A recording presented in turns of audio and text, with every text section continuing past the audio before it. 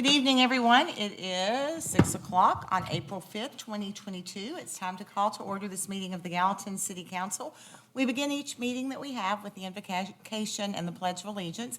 Councilman Alexander is going to offer our prayer this evening, and in Vice Mayor Fennell's absence, I will ask Councilman Van to lead us in the pledge. If you would stand with me, please. Let every heart pray.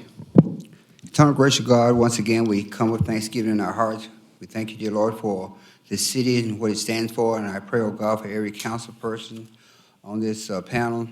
I pray that everything we do will be pleasing in your sight. In Jesus' name I do pray, and every heart said, amen. Gentlemen, pledge, please. I pledge allegiance to the flag of the United States of America and to the republic for which it stands, one nation, under God, indivisible, with liberty and justice for all.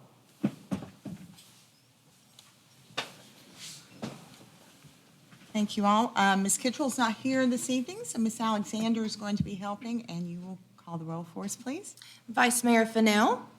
Absent. Councilman Alexander. Here. Councilman Fan. Here. Councilwoman George. Here. Councilman Hayes. Councilwoman Love. Here. And Councilman Overton. Here. Mayor, we have a quorum. Thank you so much. You do have the minutes from the March 15th, 2022 City Council meeting before you this evening. Have a motion to approve by Councilman Overton, a second by Councilman Alexander. Any corrections or additions requested? Okay, seeing none, all in favor of approving those minutes, please say aye. Aye. Opposed, please say no. The minutes are approved unanimously. Now we'll move on to public recognition on agenda-related items. This is the time of the meeting that anyone that's here this evening can address the council and the mayor on any item that is on the evening's agenda. If you have an item that's not on the evening's agenda, you may address that at the end of the meeting. But right now, it's public recognition on agenda-related items. We ask that you introduce yourself, give us your address. You'll have 5 minutes to speak. With that, public recognition on agenda-related items is open. My name is Bob Mayola. I live at 425 Paisley Way, Gallatin, Tennessee.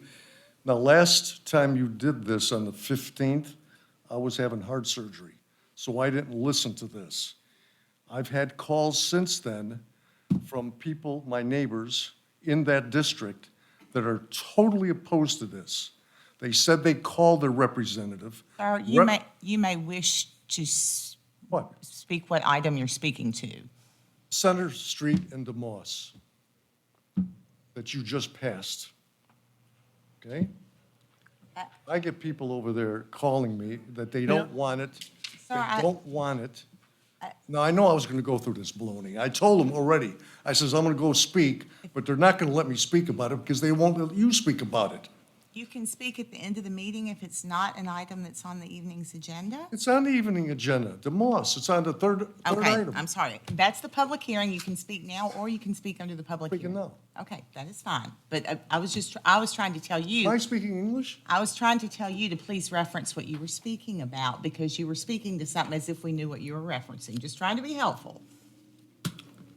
This is worse than a Legion meeting. I go through this at the American Legion. I hope you're Anyway, more people respectful call to the them. representative from the Clearview area. The representative never calls back, promises they'll call back, telling why they're doing what they're doing. Forget it. And I know you folks already have it voted on, and I told them that. So forget it. Whatever you folks want, it's not gonna happen. And they know, I know, it's the same thing with the county, it's a school board, it's the same thing here.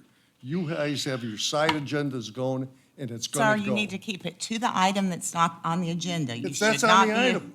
you keep You it already about have the it item that's passed. on the agenda. You're kind of going off the rails a little bit. Let's keep it dialed in. Listen, I'm an American citizen. If I specifically want to go about off the what's rail, on the I'll go agenda. off the rail.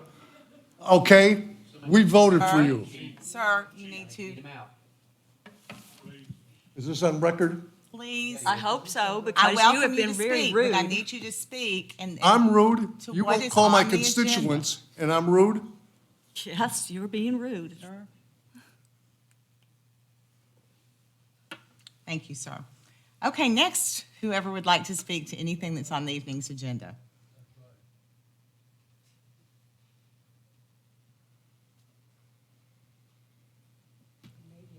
him out a little bit.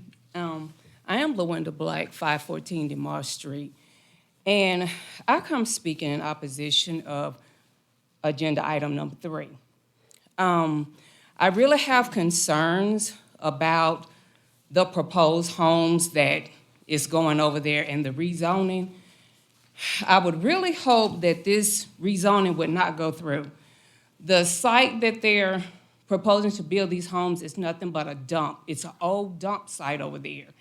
If they build houses over there, I'm afraid that over time, sinkholes are gonna form. The houses are going to go down in a hole. It's gonna fall on the residents because the builder is not gonna be concerned at that time. Also, there's a concern for traffic. It's already a high-traffic area over there. So what's going to be the ins and outs of that area? There's concerns about crime. Of course, you know, you get a lot more people, you might get a lot more crime, and we need to try to decrease the crime instead of taking a chance on increasing it. What kind of homes are these gonna be? Are they gonna be affordable? Everybody's affordable is different. Is it gonna be where a person that makes under $35,000 a year can afford to buy a home, or is it gonna be a $500,000 house where the average person can't buy one? I mean, has this really been thought out and really planned? I have talked to some of the other residents over there. They didn't even know anything about all of this going on. They were in the dark. I didn't even know anything about it till I came to a council meeting and it was on the agenda. Then I happened to ride down in that area because I don't go in that circle at all hardly, and there was one little sign, but it was after the meeting. So I really have a lot of concerns, and I would like to know if this has really been thought out or if I'm just up here just wasting my breath talking. Has it already been passed or what? But I am really in opposition to it. I really don't think that's a good area for anything to be built on a dump site. Thank you. Thank you. And I do want to tell everyone, you can go ahead and sit down if you want. You can listen as you go to your seat. But tonight is a public hearing. It has passed one reading, and it will be voted on a second time. If you missed the discussion about the actual plan, our planning department, Mr. McCord, raise your hand. Our planning department would be happy to speak through it with you so you can see what the concept is, and then it will be considered at a later meeting. But I did not mention when I introduced public comment on agenda-related items that there are, in fact, 4 or 5 public hearings this evening. So you may speak now under public recognition on agenda-related items, and you will also have an opportunity to speak under any of the public hearings that you may be interested in, just to clarify. So right now, anyone else wishing to come forward and speak on public recognition on agenda-related items may do so. Okay, seeing no one, I'll declare public recognition on agenda-related items closed. And I will move now to mayor's comments. I do have just a few things that I want to mention. First of all, I want to say a huge thank you to our Gallatin Fire Department. We had 6 firefighters that went over to Sevier County and helped with the wildfires that they had over there. And I'm so proud of those firefighters who were willing to go. I am so proud of our fire department because I think they know that they went with our full confidence, and I am very confident that not only did they go and do their job, they represented well and they were leaders as they put themselves in a very perilous situation. So I want to say thank you to Assistant Fire Chief Scott Woodward, Battalion Chief Ben West, Lieutenant Tony Eisenberg, Lieutenant Sean Raymond, Firefighter Kyle Warren, and Firefighter Owen Donald. You guys did a great job. Assistant Chief Woodward's here tonight, so thank you.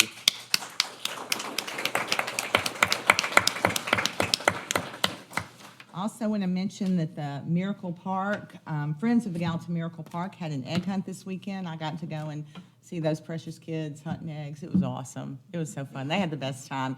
And it was, they had so many things set up, and there were food trucks there donating portions of their proceeds, some of them, all of their proceeds, to benefit the organization that supports our Miracle Park. So that was super awesome. So I want to give my compliments to that board on their inaugural egg hunt. Well done. And finally, I will mention, and I just happened to see this when I was at the county yesterday, and then Mr. Kellogg brought a copy tonight, and I think we're going to get some copies for Mr. Brown as well from Mr. DePriest, but this is the Tennessee Public Works magazine, and if you recognize the cover, I said, that looks familiar. So not only is the Gallatin Miracle Park on the cover of the Tennessee Public Works magazine, there's a two-page spread inside.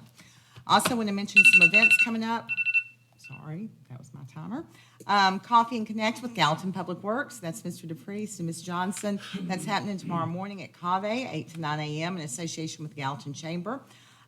This Saturday and Sunday, I think that's right, the 8th and the 9th, is the Boutique Bazaar at Bagsby Ranch. That's an annual shopping event that brings a lot of people to our community, is happening.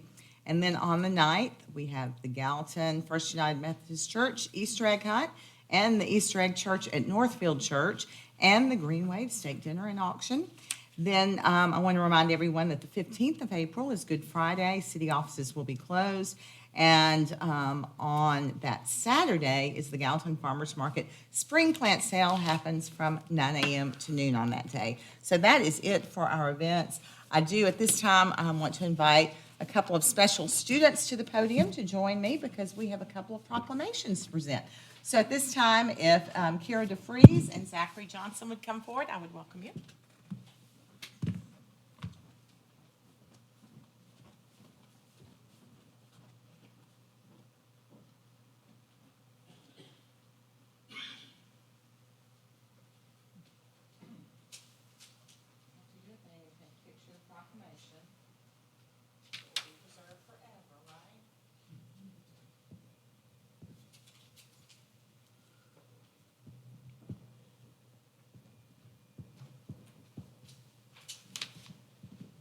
You guys can come over here and stand with me, and if Coach Atkins would like to come up here with us. I think great coaches have something to do with successful athletes. Would you agree? Excellent. Let me give my phone to Mr. Henschel so he can take a photo for us. And I would welcome your parents to come forward as well if they want to. If y'all want to come up and take pictures, you can come up here. You'll have a much better view. So I have two proclamations tonight with us from Gallatin High School. We have two outstanding young wrestlers, and I'm delighted to recognize them tonight. So I'm going to start with you, Kira, and I'm going to read this. So this says, whereas Kira DeFries is a senior at Gallatin High School in Gallatin, Tennessee, and whereas she is the drum major for the Gallatin Green Wave Band and a female wrestler, and whereas Kira has a 10-5 record with 7 wins by pin, and she finished 3rd in the region and was awarded the MVP plaque for female wrestler, and she finished top 10 in the state as a first-year wrestler.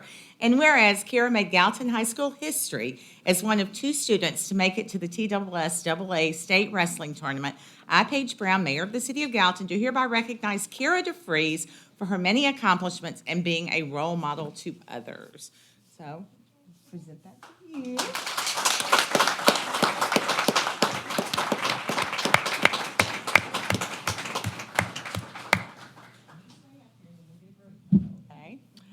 Okay, and now I have Mr. Zachary Johnson, and you can stand by me.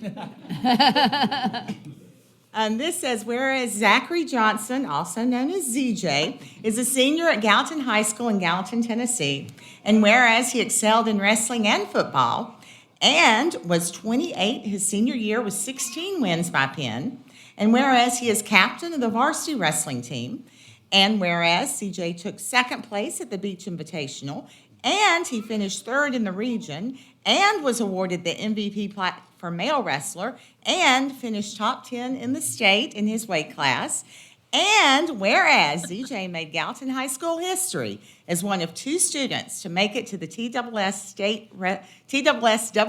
State Wrestling Tournament, now therefore I, Paige Brown, Mayor of the City of Gallatin, do hereby recognize Zachary ZJ Johnson for his many accomplishments and being a role model to others. So,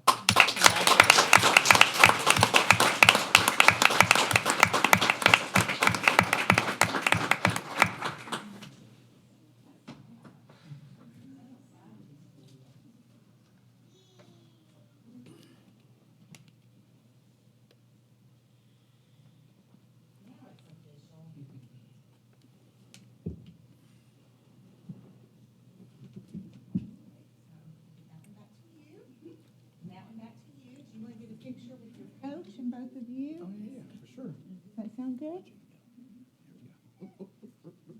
There we go. There we go. There we go. We're gonna start over here. Next. Thank you. Absolutely. Thank you all. And parents, congratulations to you, and thank you for raising such outstanding young people.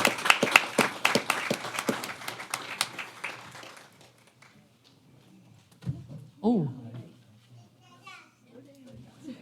I'm all over the place tonight. Oh, you put my phone back. Thank you. Let's see. And that will conclude mayor's comments. I told them they didn't have to stay for the meeting, they might be bored. And you might concur. Okay, we're moving on now to the regular agenda. Item number 1 this evening is a dangerous building complaint and show cause hearing. This is for 129 Ross Avenue, and Chuck Stewart and Ms. Susan Hamacali are going to address this. Thank you, Mayor, Council. The first building, I have two, I'm gonna bring the first one to you, would be on 129 Ross Avenue. If you had time to look through your package there, you will see all the photographs that were submitted. This building is unsafe, unsanitary, unsecured, it's missing floor joists, it's got broken ceiling joists, doors, frames falling off, windows missing, no electrical, no gas, no water, sewer lines are broken. And we have been in contact with the owner. He has returned his certified letter back. And on the phone, he spoke about demoing the house for us. But we have not had any movement. We haven't received anything else from him. So at this time, I'd like you to ask you to move this to a show cause hearing and declare it a dangerous building, please.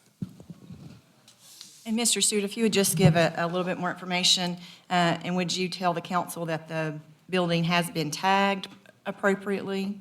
This building was tagged with a dangerous building notification on it, and we wait days until we hear from anyone. If not, then we send the certified letter out, which they did receive, and they did sign for and return to us, so they did get receipt of it. And we did, like I said, we did speak to this Mr. Leva, and he said that he would be demoing, but we haven't heard another word from him since that day. And in addition to the letter that your office sent out, I sent out the show cause notice and complaint, and we did receive the certified back on that as well. And following that, that is when the owner contacted you, is that correct? That's correct. And under the Municipal Code 5-241, you do deem that this is a dangerous and building and unfit for human occupation or use. Is that correct? That's correct. Is the owner of 129 Ross present this evening? We would like for you to come forward if you are, so that we can get both sides if you're present. And to your knowledge, Mr. Stewart, none of the conditions that were listed in the dangerous building complaint show cause notice, none of those have been corrected. Is There that was no correct? change as of Friday afternoon. Okay. And there are pictures that are in your packets. And so, based on this testimony, Mr. Stewart has recommended that the property be demolished. Is that correct? Correct. And he has requested that you deem this a dangerous building and unfit for human occupation or use. Owner is not present, so if council has questions, you can ask those at this time. I think the photos speak for themselves.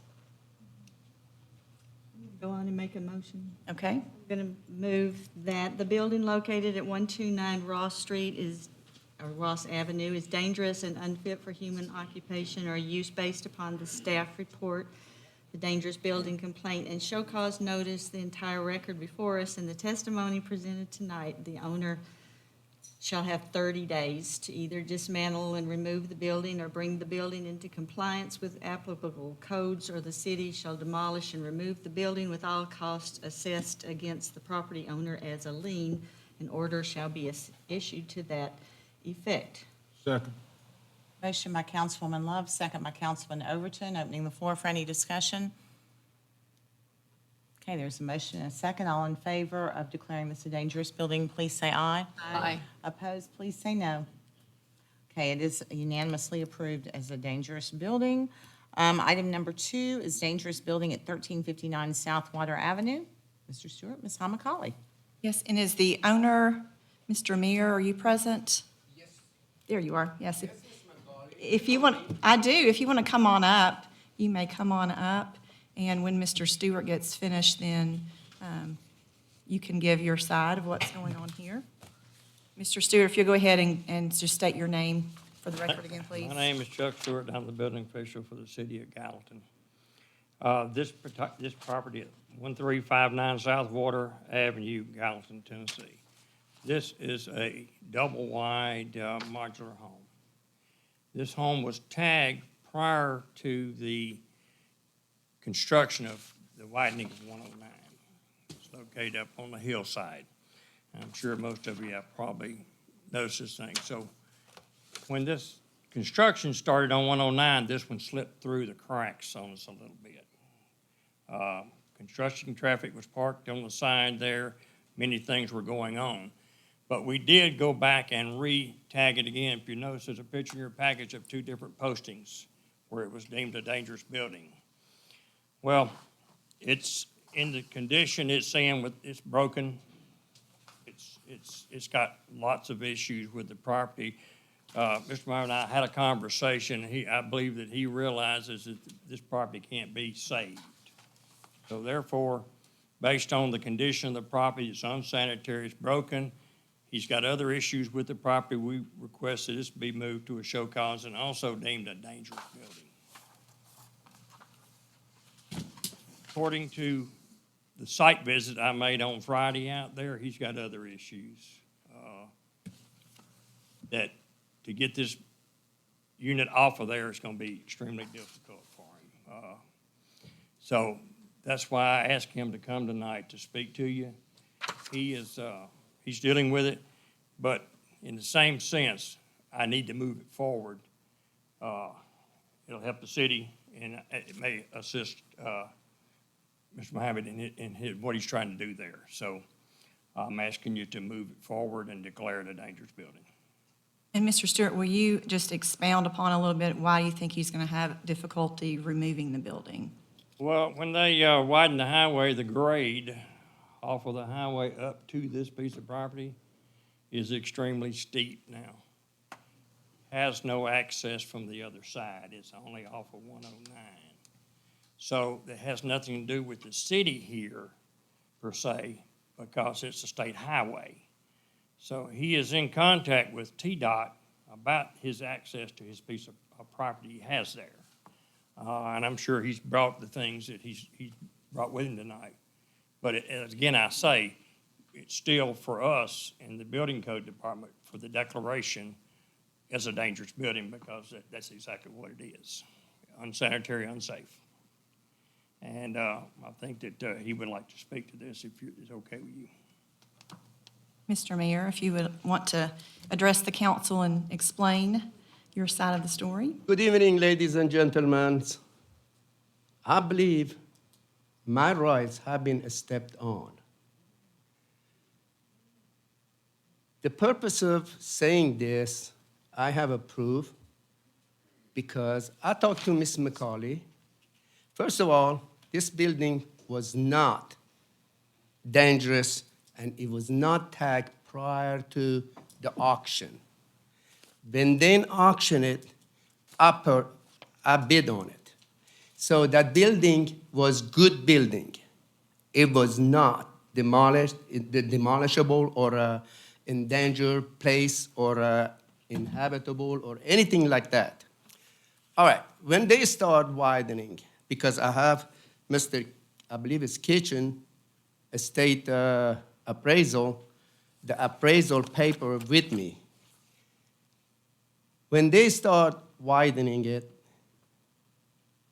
I agree with them to widening it, but they promise they're going to treat me right and it's going to be better as it is, the situation, by widening the street, the highway or whatever, Southwater, if you call it highway or street, whatever. But anyway, they promised me it's gonna be a better condition. The slope gonna be better and is accessible. Me and Ms. McCauley and Mr. Kellogg went to the job site. We discussed. They said, okay, we're gonna move. I said, well, what I'm looking at, you put the gas line, sewer line, water line, encroaching in my property, and it's close to the building. Ms. McCauley said, don't worry about it. Is that right? If I'm not right, correct me, please. Me, Dr. Chris Mayer, which was my other son, and Mr. Clark, and Mr. Greer from Tdot, we were all at the job site. And you said, after the highway is finished, all gonna be pushed back to the state line, right of way. This didn't happen. They made the property inaccessible. A steep, very steep land. They made it no way I can even clean up the yard. No way. Next door, 1357. I don't know you have been aware of it or not. A teenager supposed to go in that practicing baseball next door, which it was building supply, then they changed it to baseball practice. That guy was run over by his own truck because he forgot to put it in a park position, and the truck rolled over him because it was so steep. I don't know. Nobody raised any voice about that teenager death. I don't know, Ms. McCauley, know about it or not. Have you been aware of it? Did they sue the state or do something about, because that's the situation they created. I try to go ahead and cut the grass. A state and also the city put the water from the sewer coming to my yard, and it was so wet. I thought it was a dry day, but it was so wet. Even the police department knew about it, which they came to help me because my push mower was sliding down, and I was dragging it with the rope. And they saw me. They saw me, I'm struggling. They came to help me. At that day, it was a robbery on those storage buildings. And that's how they saw me. I was struggling with my lawnmower. Is this fair? They promised they're gonna return them back. I talked to Mr. Greer. We sent them letters. I'm gonna go ahead and distribute these to them. I discussed it with them. I'm sorry, I got 6 of them. I didn't know how many people are gonna be here. 6 copies. We discussed it, and they agreed to come and correct the problem, but then they said, well, we don't have a budget for it, unless we use the maintenance budget to do something about it. I talked to John Zirkle, is a PE civil engineer, manager 2, Region 3, project development at the state. This is his card.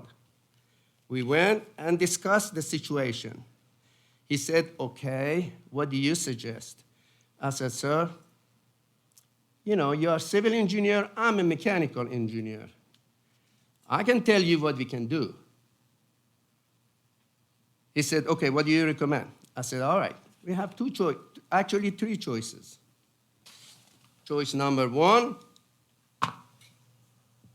instead of ditch, we're gonna put, you can put a round pipe or oval pipe, whatever you suggest and easier for you to do, in the drainage area and push the dirt down so the slope at least comply with, with the Gallatin codes.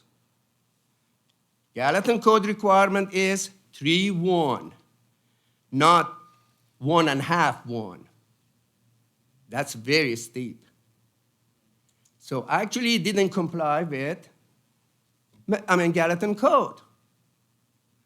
I talked to Mr. Greer and Mr. John Zirkle, which he was the practice engineer, and he said civil engineer at the state. He said, well, we discussed it with the mayor, and mayor said, whatever you suggest is everything is okay. Duh. So here I am, doing nothing. Everywhere I went is no answer.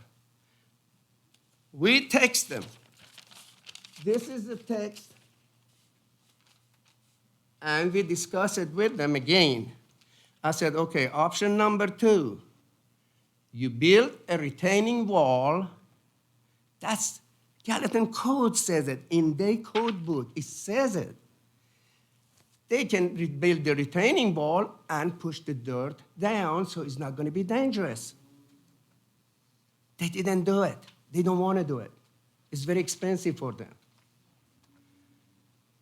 Number 3, option 3.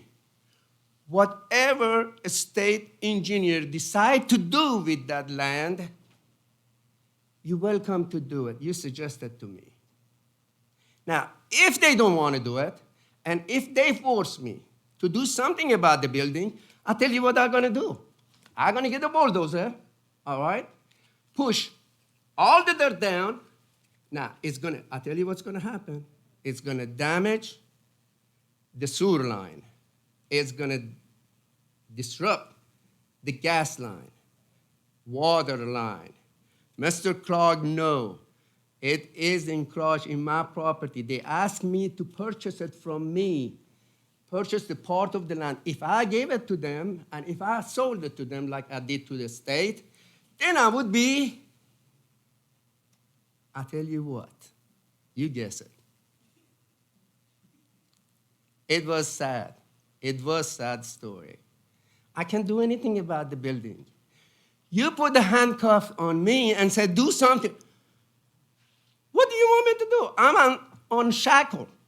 My foot is chained. My hands are tied behind me. What do you want me to do with this building? There's no way I can move it. It's so steep. So here I am. You decide, I obey. You have the power. I can't do anything. So please put it under consideration. You put yourself in my shoes and see if it's right to treat the person like that or not. If you don't feel it's good and it's correct, then don't do it to me, please.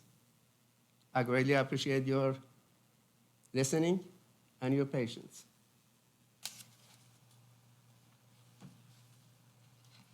Okay, so you have heard from Mr. Mayor, and most of the people he was discussing, they are with Tdot. Is that correct? When you say they're with the state. Not only Tdot, with Mr. Kellogg, with you. Well, we didn't do the slope. We didn't, that's all on Tdot. That's the state. And the state widened the road. Mr. Kellogg came to me, and we worked with Mr. Mayor on putting the water line in. That is correct. And I don't know if Mr. Kellogg, are you here? I don't know if he wants to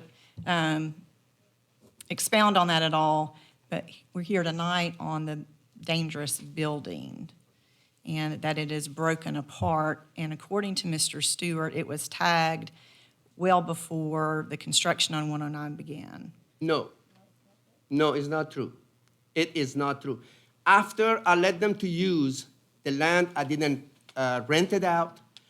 I didn't do anything about that building.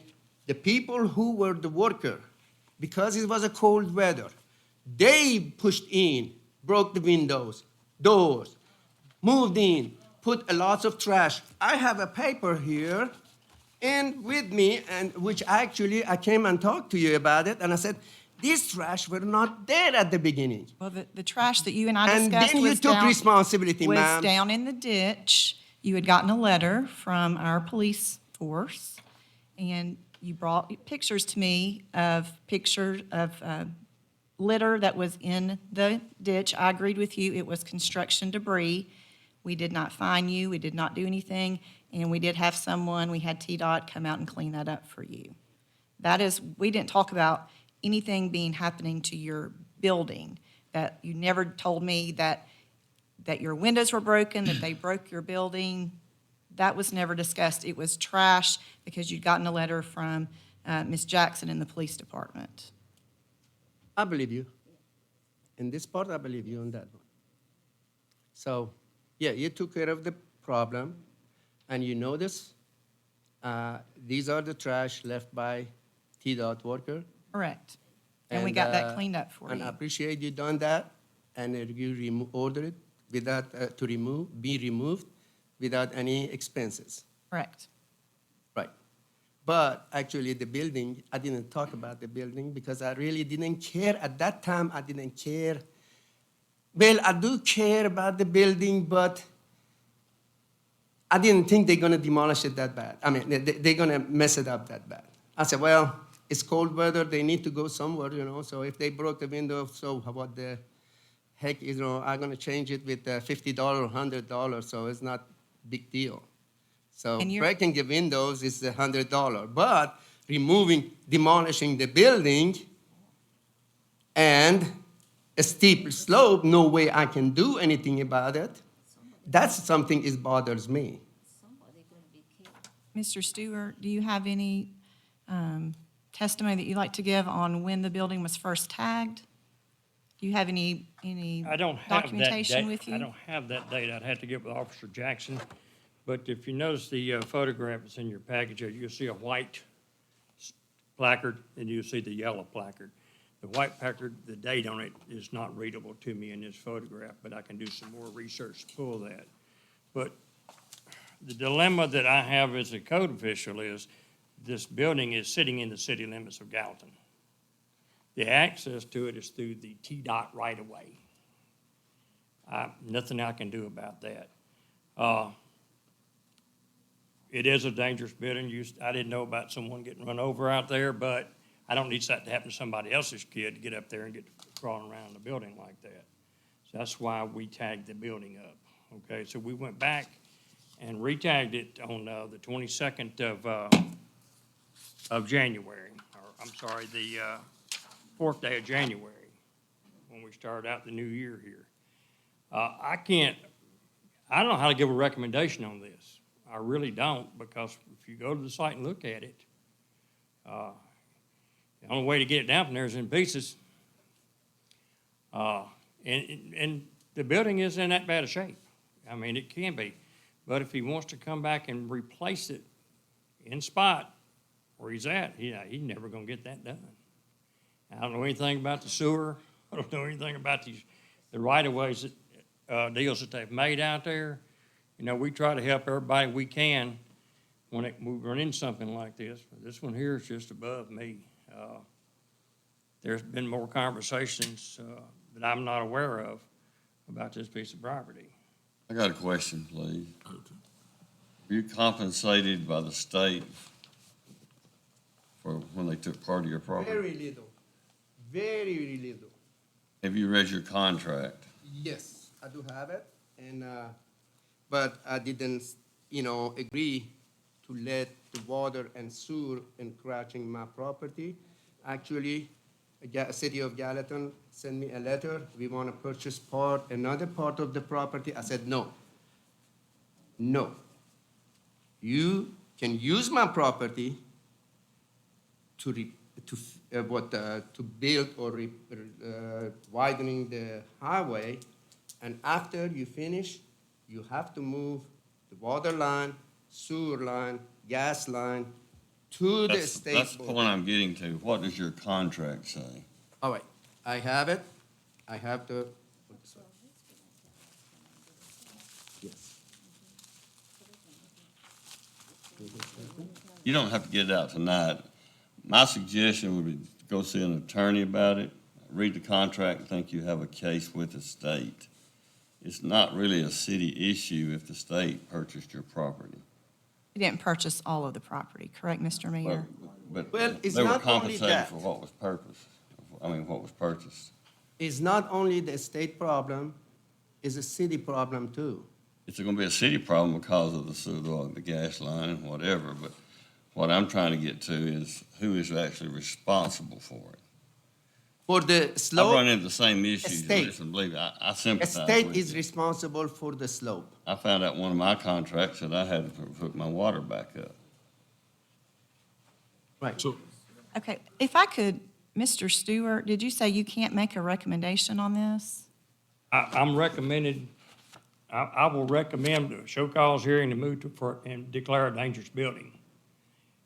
Everything else has been brought into this picture. I can't make a recommendation as a building official about right-of-ways for Tdot and water lines and sewers. That's Mr. Kellogg's field. Mine is on this building. I stand by my statement. This is a dangerous building. It's been tagged twice, and I'm asking to move it forward. And Mr. Stewart, do you think there's a way that he can remove the building from the property? Yeah, it's gonna have to be in pieces. I mean, he's gonna have to get a big hoe or something out there and break it up and get it off of there, because he can't get up to it.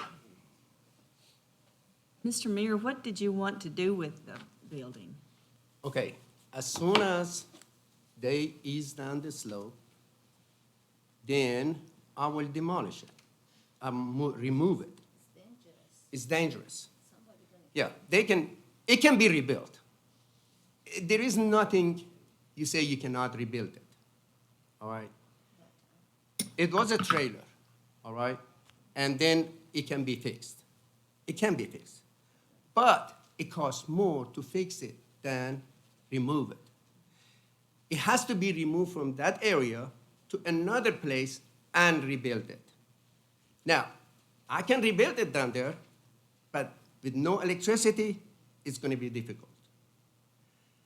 If I remove that one, then I'm going to lose my right to grandfather law, which I can put exactly the same place as the old building is. I'm going to lose that privilege.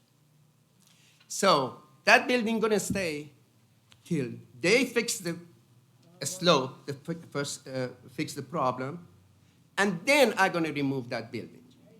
So your problem is mostly the slope that The Tdot slope is the biggest caused. problem.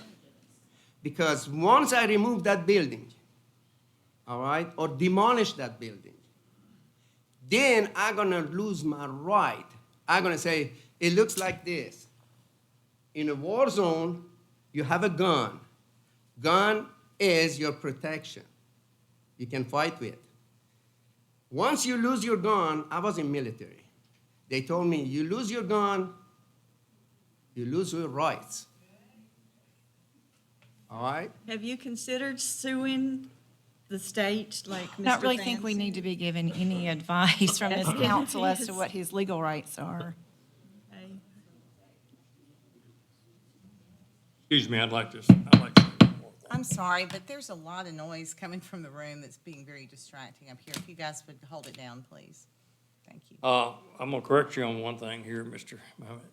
You cannot rebuild a mobile home. Mobile homes are built in factories, inspected by a state inspector in the factory. The state of Tennessee does not allow you to rebuild one that's been damaged, and you can call them and ask them and deal with them, plead with them, but you can't, they're not gonna let you, because it's not the same thing as building a home. It's either take this one out and put another one in, and a demo contractor can get it out of there. But I don't know if any mover can put one back up there at what he's facing there. It'd take a lot.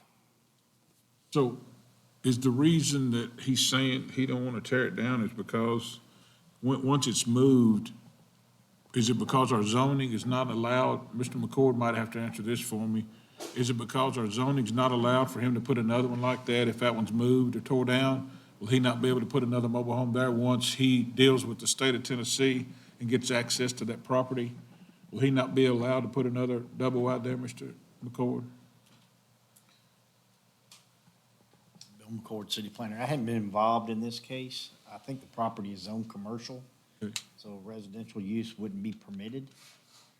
As far as replacing a building, the existing building, once it's removed, then all new buildings that would be replacing a building would have to meet the zoning code requirements when talking about setback, bulk area requirements. So your answer is you don't know However- if this particular piece of property is zoned to put another double wide on that property?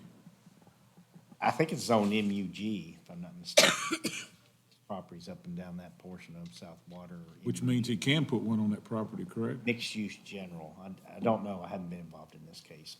I just know from a zoning standpoint.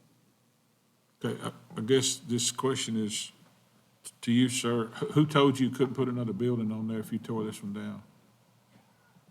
Well, actually, this gentleman said you have to put a new, you can put a new building but you cannot rebuild that one. Right, I understand that, because this one can't be rebuilt, so you gotta move this building, but you just told us a while ago in your testimony that if you move this property, that somebody told you that you could not put another building there, and I'm asking you, who told you that? Well, code, actually, it's not gonna be comply with codes.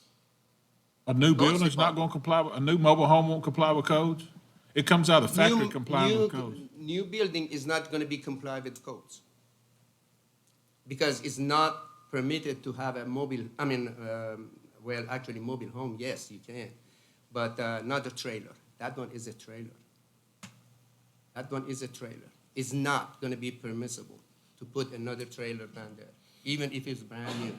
And it's gonna be hard to put one in there anyway. It is hard. You can demolish that one, take it apart, and drag it down out of the property, but you cannot put a new one in the same spot. You can't. You're not allowed to put a residential mobile home back in that spot. That's what I'm asking. But his intentions were to put an office in here. He could buy a modular office home, yes. And he would meet the zoning out there if it's what Bill says it is here. He could meet that to put an office. Okay, that answered my question. That's where I wanted to clarify it, that, who told him he couldn't put another building there? Because it sounds like you can put another building there if this one's tore down. It sounds like you can put a modular there, and your access to that property would be with the state of Tennessee and not the city of Gallatin. Okay? I mean, what we have to do is decide if this building needs to be tore down, and according to our building official, he's saying this building is very unsafe and it needs to go off of that property. So once it's gone off of that property, then it would be your concern with the state of Tennessee to be sure that you get that resolved with the state so you can put another building there on that piece of property. Okay. How about the water line, sewer line, and gas line? They are in Mr. my Kellogg. property without my permission. Give me this. Mr. Kellogg, can you come forward, please? You explain what you know about the situation, Mr. Kellogg. David Kellogg, Superintendent of Public Utilities. We purchased easement from Mr. Meir No. on this property when Tdot did the road right-of-way. Show me the proof. Show me the proof. I have a recorded easement, so I'll Show me be the, happy to give you one. Show me. Did you record it in the courthouse? Yes. Let me see it. I don't have it with me, All but right, we do well, have, I'll make you a copy Then of it. I'm asking you, please don't decide. Please let Mr. Kellogg speak. Mr. Councilman Overton, ask him forward to allow him to speak. So we did purchase easement for water, sewer, gas extensions for the Tdot road project. Our conversation with Mr. Meir, when myself and Ms. McCauley met him out there, was the gas line was placed on the upslope side of the sewer main. It should have been on the downslope of the sewer main. We had the contractor move the gas line down, back into the easement between the sewer line and the ditch. Okay, I agree with you. I'm gonna go ahead and get the bulldozer and move it. You don't move it, I'll move it. Okay, we are inappropriate here. Hey, I think what everyone is trying to say is that we need to address the dangerous building part, And that is your charge this evening, and so we need to dial it back to that if we can, okay?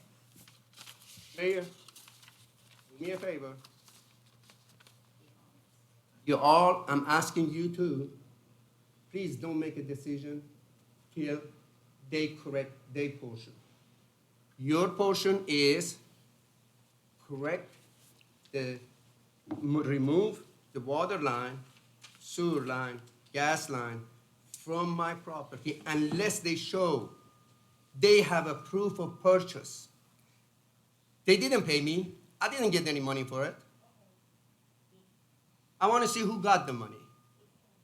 Sir, they can get you that information. It's probably in your contract, but regardless, we can get you that information about the purchase of the easement. But again, this is about the dangerous building and the threat it is to the public. And so we have to address that as it's presented by our building official. I understand that you have concerns with the state and also with our utility easement, but that is not what this is about. So I understand what you're saying, Ms. Mayor.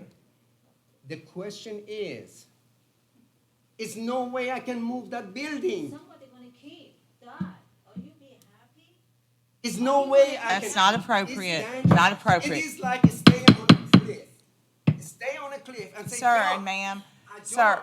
Okay, I'm gonna jump, but how far I can get? There will be a professional that can handle the demolition of cannot. the building. They cannot. I cannot remove it with another. If you do, if another you get into if this council declares it a dangerous Then you building have the and you power. cannot find a Then council, you have to power. sir, I cannot speak while you are yelling at me. If you cannot find a demolition contractor that can handle the job, I think you could come back to this council and explain your position, and we could try to figure out some option, but there has to be a way to remove a building. They remove buildings on top of mountains all the time, so. If you worry about it, spend your money and do it. If somebody kid, die, you're gonna be the responsibility, not us. Ma'am, that is quite inappropriate. The situation is that there is a dangerous or there may well be determined that you own a dangerous building that is a threat. So let's stop the conversation. Let's let the council have the conversation. They will ask if they have any more questions, okay? Councilman Overton. Sir, let's let Councilman Overton speak. Okay. I'm asking. Sir, let Councilman Overton speak. Sir, Correct the problem. please refrain from speaking and let Councilman Overton speak. Mayor, I move and make a motion that this building located at 1359 South Water Avenue, City of Gallatin, is a dangerous and unfit for human occupation or use based upon the staff report and dangerous building complaint and show cause notice. The entire record before us and the testimony presented tonight. The owner shall have 30 days to either dismantle or remove the building from the property, bringing the building into compliance with the codes department, or the city shall demolish and remove the building with all costs assessed against the property owner as a lien. An order shall be issued to that effect, and I so move. Second. I have a motion by Councilman Overton, a second by Councilwoman George. Is there any further discussion by this council? The only thing that I want to say, I just didn't, I understand that how he's going to get, well, I just don't see how he's going to be able to get up there to get that, and what happened to the right-of-way that he had when the building was livable? Is that not existed anymore? Honestly, what I believe will happen now, once the building's declared, he can go to the state and say, declared it my building, I got to get to it. And he may get some movement. No, there's nothing happening for him. I've looked at every piece of paper he had, and there's nothing happening. So it's still not our responsibility as the city, because it's state right away, you know. Is he landlocked? He's landlocked. That should have been negotiated in his contract originally, and that's not our responsibility. Mr. Tuttle, have you had any exposure to this?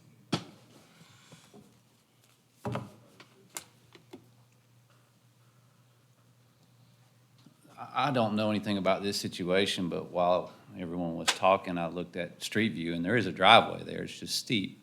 That's what he's complaining about.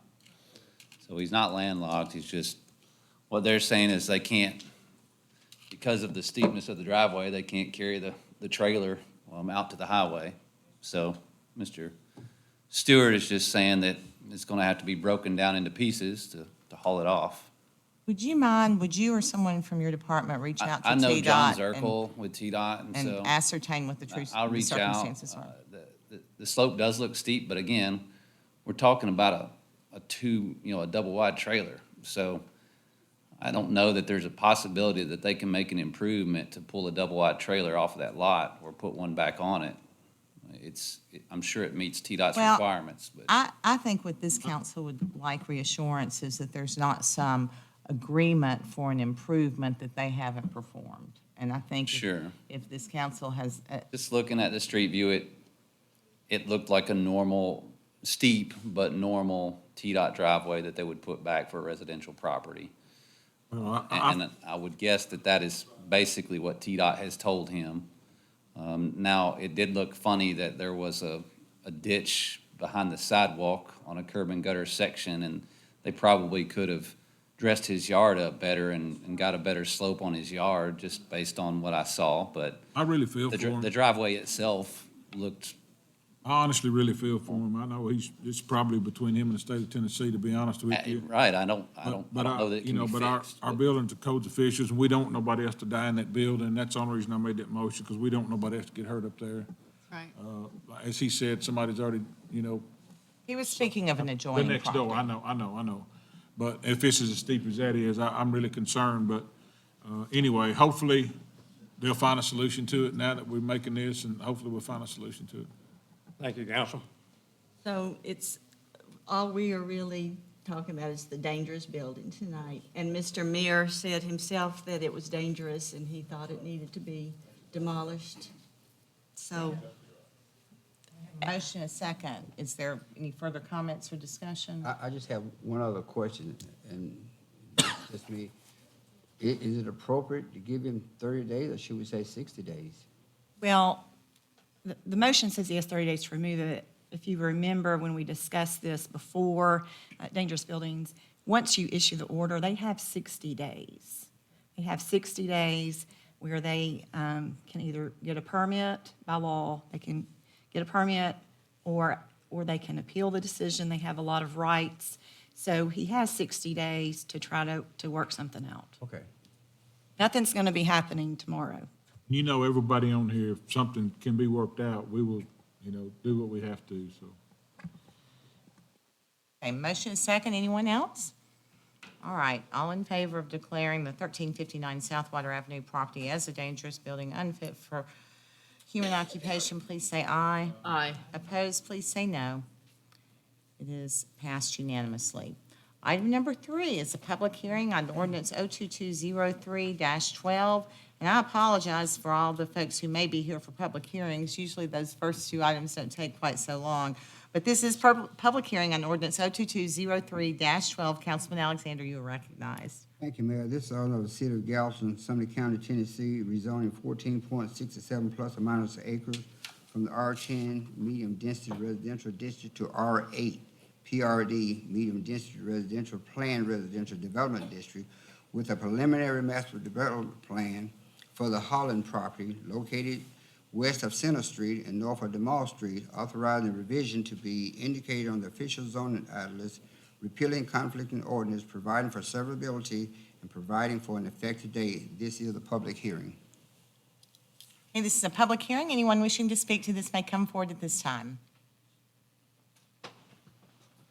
Okay, seeing no one, I will declare public hearing on ordinance 02203-12 closed. Item number 4 is public hearing on ordinance 02203-15. Councilman Hayes. Yeah, this is an ordinance of the City of Gallatin, Tennessee, approving an amended preliminary master development plan for Lowe's and a preliminary master development plan for Double Star Hotel, a 4-story, 71,876 square foot hotel on 3.76 acre lot located south of Nashville Pike and east of Browns Lane, repealing conflicting ordinances, providing for severability, and providing for an effective date. It's a public hearing. The public hearing on ordinance 02203-15 is now open. If you'd like to speak, you may come forward.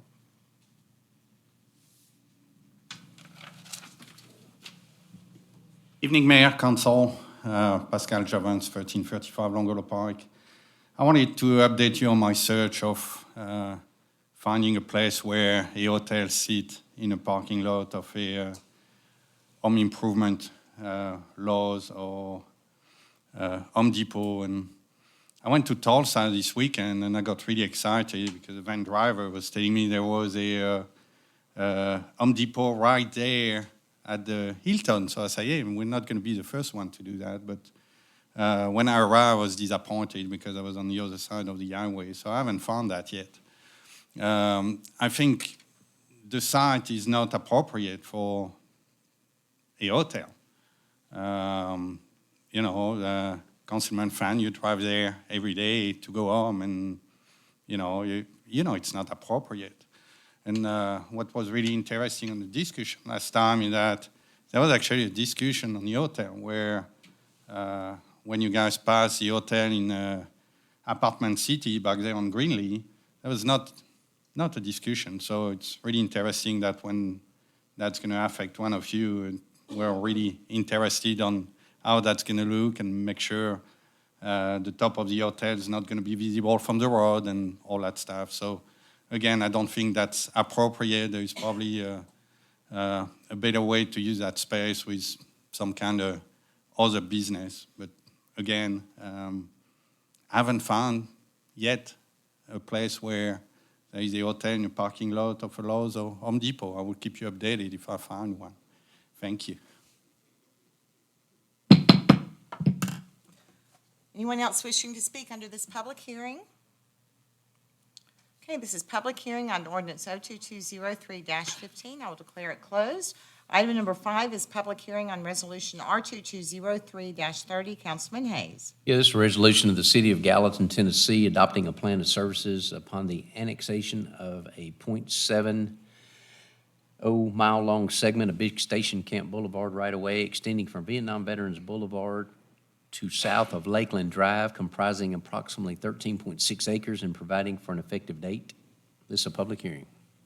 And this is public hearing on resolution R2203-30. Anyone wishing to speak may come forward at this time. Okay, seeing no one, I will declare public hearing on resolution R2203-30 closed. Item number 6 is public hearing on resolution R2203-31. Councilman Hayes. Yeah, this resolution of the City of Gallatin, Tennessee, annexing of a .70 mile-long segment of Big Station Camp Boulevard right-of-way, extending from south of Vietnam Veterans Boulevard to south of the intersection of Lakeland Drive and Big Station Camp Boulevard, comprising approximately 13.6 acres, authorizing the annexed right-of-way to be indicated on the official zoning atlas, authorizing the assignment of annexed area to a council district, repealing conflicting ordinances and resolutions, providing for severability, and providing for an effective date. It's a public hearing.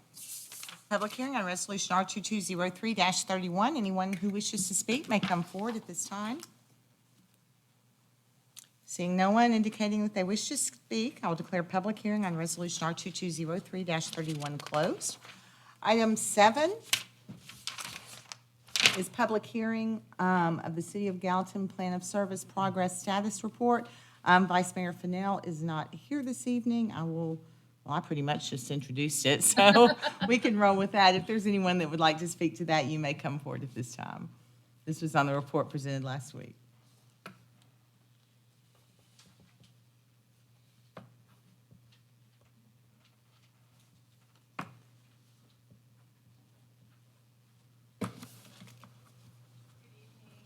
Brown, good evening, council. I'm Michelle Juvance, 1335 Long Hollow Pike. I'm going to make a few comments about the Plan of Service Progress Status Report that's required to be published yearly. The City of Gallatin is in default on the 2008 Plan of Service for the annexation that includes my property on Long Hollow Pike. The planned sewer was to be completed within 5 years. It was not. It has not yet been completed. It's been 14 years. There is no plan to complete it, as far as I can tell, because it's not listed on the long-range sewer plan that was recently presented to you all by our Director of Public Utilities several weeks ago. And I'm here to remind you that the city is required by state law to publish a report on the progress made toward fulfilling the plan of service annually until it is fully implemented. I'd like to see the city of Gallatin follow the law and stop annexing property into the city until we are caught up on fulfilling prior promised services. The city is in default on several annexation plans for police services. Our level of police service is now currently at the level that was required with the 2008 annexation of my property 14 years ago. That is how short-staffed we are in our police department. Remember in November of last year, you did a temporary rate of pay adjustment because the city is having difficulty fulfilling and retaining certain critical positions. Many of our critical infrastructure departments are short-staffed and stressed. It is not fair to them to continue annexing without giving them a chance to catch up on services. I would like to see you do a moratorium on annexations until we are caught up with our current annexation plan of services. For example, I'm going to give an example of our police department. I believe that currently we have 100 employees with our police department. With the temporary raise that you all did last year, there was 107 police positions, and we were short-staffed by 16 at that time. I think that we have filled some, but I believe that we have 100 at this time. I'm not sure. Chief Bandy could confirm that. But in 2007, our police department had 92 employees, and that included 61 sworn officers, and the 2008 plan of service required adding 5 officers plus 2 support staff, so that equaled 99 employees. So if we have 100 now, and that was 14 years ago, we're kind of at the same spot. In 2008, Gallatin's population was 29,579. I remember a few weeks ago, Mr. McCord, right here at this podium, saying that our estimated population is now a little over 49,000. MTAS recommends an officer to population ratio of 2.55 per 1,000 citizens. At our current population, we should have 125 officers. Even if we use the 2020 census data of 44,000 plus population, we should have 113 officers, and that doesn't include support staff, that's just officers. So again, many of our departments are stretched thin, and this is not their fault.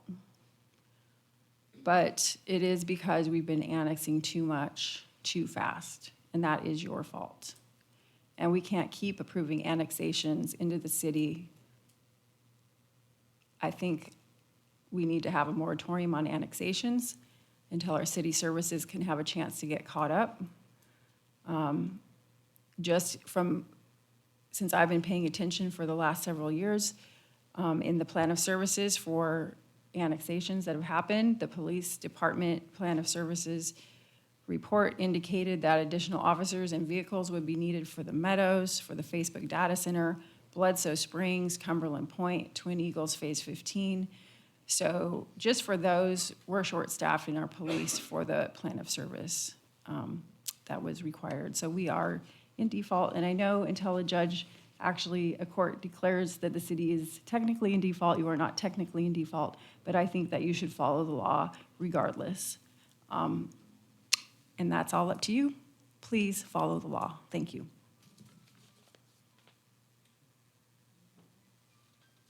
Anyone else wishing to speak in this public hearing? Okay, seeing no one, the public hearing on the City of Gallatin Plans of Service Status Report now closed. Item number 8 is second reading on ordinance 02203-17. Councilman Alexander. Thank you, Mayor. This is also appropriating ARPA, American Recovery Plan Act funds in the amount of $2 million for Clearview Park improvement, and I so move. Second. Motion by Councilman Alexander, second by Councilman Hayes. Is that you? Is that you that seconded that? Okay. Second by Councilman Hayes. Any discussion on this? Okay, this is second reading on ordinance 02203-17. All in favor say aye. Aye. Opposed, say no. It is passed unanimously. Item number 9 is first reading on ordinance 02203-13. Councilman Fan, you're recognized. Thank you, Mayor. This is an ordinance of the City of Gallatin, Sumner County, Tennessee, contracting the municipal limits of the City of Gallatin by removing an approximate 34.7 plus or minus acre portion of territory from the city jurisdiction located north and west of the CSX Railroad right-of-way and including tax map 146, parcels 02600, 02700, 02800, 02802, 04100, and 04200, and adjacent Avondale Road and State Route 386 right-of-way, repealing conflicting ordinances, providing for severability and providing for an effective date. I so move. Can we have a motion by Councilman Fan, a second by Councilman Alexander, opening the floor for discussion? And we are passing around something that was received from one of those residents. Yes, and if I may speak to that. Absolutely. Council, you had asked when you moved this on, you deferred it until this meeting. You asked that I send a letter. Mr. McCord had already sent a letter to the homeowners, the property owners. I did send a letter. I specifically asked that they contact me. I even did this little form that you'll see and asked them to mark whether they supported the de-annexation, they opposed it, or they had no opinion. To date, I've only received one response. I didn't know, are there any property owners that showed up tonight that have not contacted me? I know that there was a gentleman that showed up before planning at the Planning Commission, but I did receive this from Brenda Valentine. She is a property owner of 1285 Avondale Road. Her tax ID is 146.026.00. And she also sent a letter. And if you will look at that letter, she really sets out why she is opposed to the de-annexation. And do you want me to read the letter into the I just record? read it. I mean, it's good points. Very good points. Let me ask you this. Is there some way that we could make a de-annexation effective upon sale of property or something? Because I see not impacting these few homeowners who are there, but. Well, you'd have to have all the property sold, and we don't, I mean, who knows, that could be Right. 50 years from now. So I would not recommend that. I don't even know that that would be legal. Really, we've done this backwards because what happened, the reason that we're in this position is that this property is no longer in the urban growth boundary. And that decision was made, it went through all the committees, and then when it came through planning, now we're asking, do the property owners want to be de-annexed? And really, that should have been taken, if that's not legally what you're required to do. In fact, legally, as Mr. McCord, I think, stated to you, they have legal recourse by doing a referendum if they don't oppose it. And I do understand why council wants to have the opinions of these property owners, but we are in a situation now where this is no longer in our urban growth boundary. And now if we don't de-annex them, we're going to have property in the city limits that's not in our urban growth boundary. And I suppose, Mr. McCord, I've not done this, but I suppose we can go back and get that changed and have them added to our urban growth boundary? Would that be accurate? And if so, that's what we're going to need to do. We if- could if do you that, want to just as we de-annexation. did with the Big Station Camp Road corridor. I'm sorry? We could do that like we did with the Big Station Camp Road corridor. Okay. So, I know everyone wanted to hear. We've got this one property owner. She puts out a lot of really good reasons as to why she opposes the de-annexation. And we did have another property owner that came to the Planning Commission meeting and said that he opposed it. He has not responded to my letter yet, but I do know that he was opposed. How many total property owners were there? No, I think there's 5. There's three homes. 3 homes, but there are, I think there were 5. I would have to Thinking go back 6, and look. but I think there were 5. Mr. McCord, do you have that number with you? I didn't bring all of the letters with me, I'm sorry. One of the owners, one of the property owners is the Rogers Group. There are They have 6 not parcels responded. and 5 property owners. Rogers Group owns 2 of the You know how parcels. many have structures on them in which? 3 they're- I houses. think there are three properties. And they're the ones who are going to care. I mean, the others wouldn't care because these 3 houses want it for city services. And I understand. Mr. McCord, is there a long process to go back through and put this in our growth urban boundary? Not too long. I think the last one, 3 or 4 months. It's funny, most Have people, to. most people don't want to be in the city, but these don't want to come out of the city. So, you know, I would suggest that we go back and let them put this in our growth boundary. Sure, Henderson. Is that your motion? Yes, it is. Motion and second made, so that motion and second need to be withdrawn. Correct. Second. Ms. Alexander? Councilman Fan made the motion. Yeah. Councilman Alexander, second. I Okay. withdraw my second. Okay, withdraw a second, withdraw the motion. Withdraw my first. New motion, Put them back in. or not to de-annex them, actually. Actually, does any action, Go ahead and take them out. Or just advise Mr. McCord that we're going to go back through and the process. Susan, what do we need to do? Yeah, if you don't pass this ordinance, I mean, you may want to just vote it down, but if you take no action on it and we don't de-annex, then you just need to instruct Mr. McCord. You can do that by Back through the way of process. defer motion. it at this point? Can we defer it at this point? Well, we just asked Mr. McCord to go through the process. I mean, that's what we need to do, so, and I think we just done that, so. We voted down, there's no action can be taken. Well, if you don't have a motion and a second and you don't act on it, then you're No not going to action. pass it, so we're not going to de-annex. But you need to, So now Mr. we need- McCord is going to need to know what you want him to do. You need to give him the authority to bring this, start the process to bring it back into the urban I growth think boundary. that is the council's, that's the council's will, is that he goes through to change back the urban growth boundary for that particular area. And so we'll take no action at this time, and he will bring that back to us when it is ready to start going through those motions. Good to see you back at the Local Government Planning Advisory Committee at the state again. Does it have to go back? It does go back through the state to change that, even though it's just between Gallatin and Hendersonville. Okay. All right, so we're going to take no action on item number 9 and move on to item number 10, which is first reading on ordinance 02203-16. Councilwoman Love?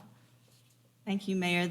This is an ordinance appropriating $32,150 from various budget lines for a Gallatin EDA vehicle purchase. I so move.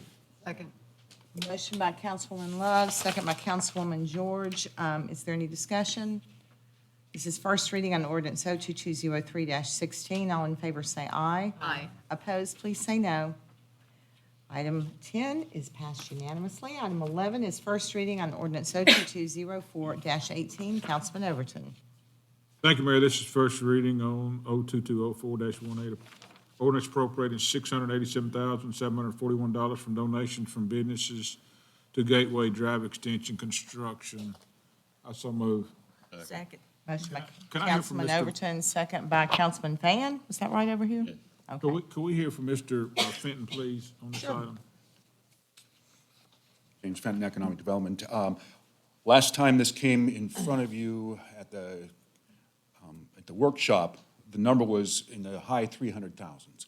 And after final accounting, after cost overruns, after gas surcharges, everything, putting it all together, the price has now been, to cover the full cost of construction, is now the $687,741 that's in front of you.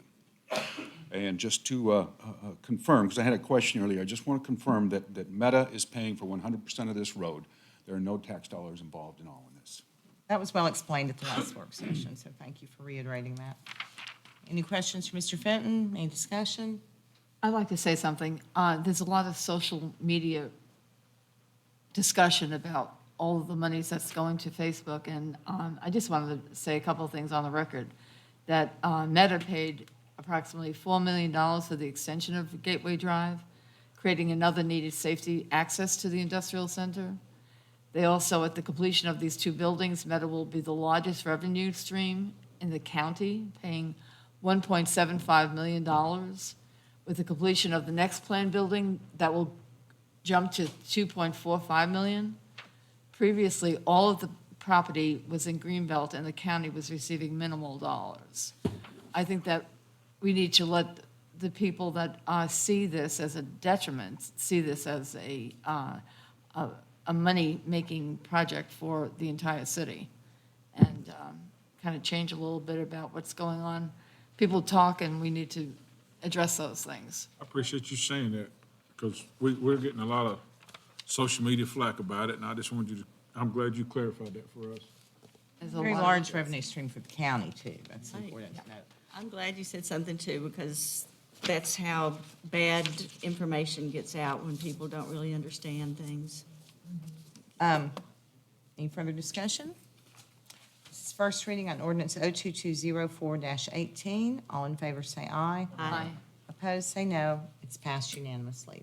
Item 12 is Resolution R2204-36. Councilwoman George. Thank you, Mayor. This is a resolution of the City of Gallatin, Tennessee, to participate in the Community Development Block Grant Program administered by the Greater National Regional Council. I so move. Second. Motion by Councilwoman George, second by Councilman Love. Any discussion? Okay, Resolution R2204-36. All in favor say aye. Aye. Opposed, say no. It is unanimously approved. And that concludes the regular agenda and brings us now to other business. I do have just a couple of things to run by this body. One, Ms. McCauley advises we need this council to vote on. And this is an application from the Rosemont Restoration Foundation. They are applying for a special occasion license so they can sell alcohol at some of their fundraising events. Says the Tennessee state government is requiring a letter from the owner of the property. The landlord gives permission to allow alcohol sales. So they need our permission, but rather than the mayor granting the permission, this council needs to vote and see if they are okay with that. Motion by Councilman Hayes, Second. second by Councilwoman George. Is there any discussion? Are there any questions? I just need to disclose that I'm on that board. Oh, I do too. Thank you both for your service on that board. That is a city-owned property, in case anyone doesn't know that. So, okay, so all in favor, please say aye. Aye. Opposed, please say no. It is passed unanimously. I also have a road closure application, and this is from, I'm guessing it's from First United Methodist Church. Yes, Gallatin First United Methodist Church. This is for their Living Calvary. It happens on Friday, April 15th, from 11:30 a.m. until 12:30 p.m. It would be West Main Street being closed from South Locust Avenue to North Water Avenue. Have all the appropriate signatures. I do want to, I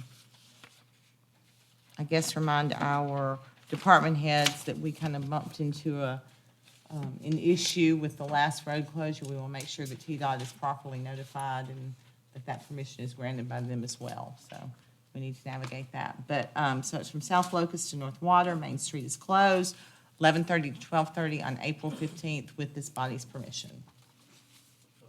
Motion by Councilman Hayes. Second. Second by Councilwoman Love. All in favor, please say aye. Opposed? Approved, say aye. Opposed, please say no. All right, passes unanimously. That is all of my other business this evening. I would ask if anyone else on the council has any to bring forward at this time. Ms. McCauley, sorry. That's okay. A while back, we discussed Fire Hall 5, and we've been doing some remediation out there, and there was some general discussion at a work session, and you gave me the go-ahead to move forward with that. I went back and listened to those, to that meeting, and there was not a formal motion. So before we file suit, I want a motion from this body that you want to file suit to recover any costs that we have with the Fire Hall 5 flooding issues. Second. I'll make a motion to file suit. Motion by Councilman Overton. Second by Councilman Alexander. Is there any discussion? All in favor, please say aye. Opposed, please say no. Passes unanimously. Anyone else with other business to bring forward? Okay, seeing none, we will move on to public recognition on non-agenda related items. We're at the end of the meeting, and this is the time where you can come forward and speak to any item that's not on the evening's agenda. Again, you'll have 5 minutes. We ask that you introduce yourself and share your address with us.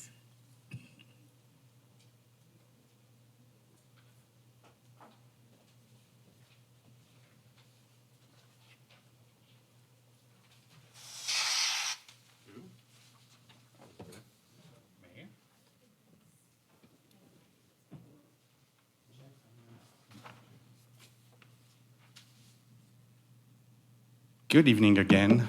Thanks for having me again. So I would like to remind you that you all took an oath when you accepted that position to protect and follow Gallatin Municipal Code. So as you know, it's election time, and as you remember, the last election I kind of became a specialist on sign and ordinances regarding signs. So we all drive around and we see some sign popping up. So I'd like to remind you a couple of things.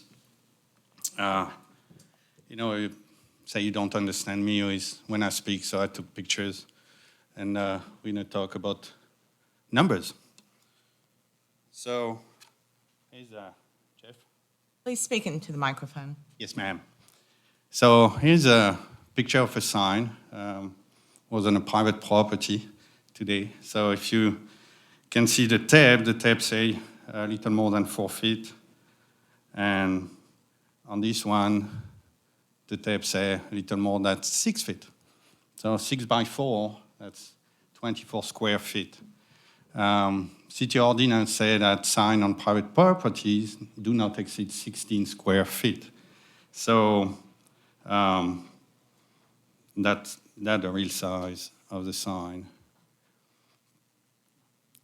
There you go. So again, you took an oath to follow the ordinance. You ask citizens to follow the law, and that would be nice. You do the same. So now we have another one with this one. As you can see, it's a sign on a trailer parked near a street. All right? So, sorry, Chief, I'm going